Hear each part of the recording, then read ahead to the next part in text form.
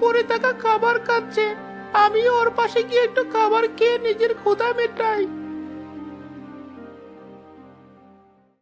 এটা আবার কি? কত বড় সাহস, আমার খাবার এসে ভাগ বসিয়েছে! দেখে তো মনে হচ্ছে মুরগির বাচ্চা। যা, ভালোই হলো, আজ ওকে খেয়ে আমার পেট ভরাবো।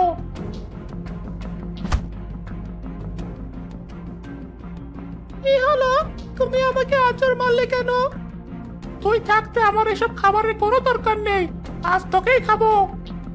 বাঁচাও, আমাকে কেউ বাঁচাও! যত মন চায় ধরা, কোনো লাভ নেই।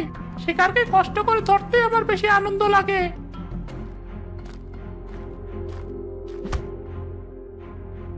আমার পায়ের সাথে হালকা ধাক্কা লাগলো কিসের? মুরগির বাচ্চা?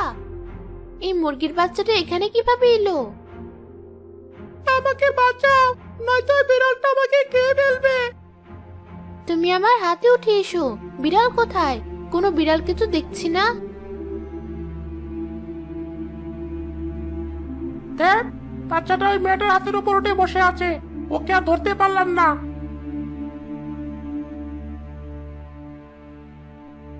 বিড়ালটা মনে হয় চলে গেছে, তুমি আমাকে নামিয়ে দাও। তুমি এখানে একা কি করছো? তোমাকে নামিয়ে দিলে তো বিড়ালটা আবার তোমাকে ধরতে আসবে। তোমার মা ভাই বোন কোথায়? আমার শরীরে কোনো পালক নেই বলে সবাই আমাকে তাড়িয়ে দিয়েছে। এই সামান্য কারণের জন্য ওরা তোমার সাথে এমন করতে পারলো? তুমি আমার সাথে চলো, আজ থেকে তুমি আমার সাথে থাকবে। কিন্তু তোমার বাড়ির সবাইও যদি আমাকে তাড়িয়ে দেয়?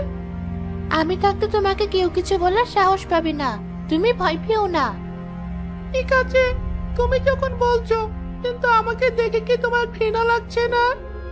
সৃষ্টিকর্তার সব সৃষ্টি সুন্দর, তুমিও সুন্দর, তাই তোমাকে আমার ঘৃণা লাগার প্রশ্নই আসে না।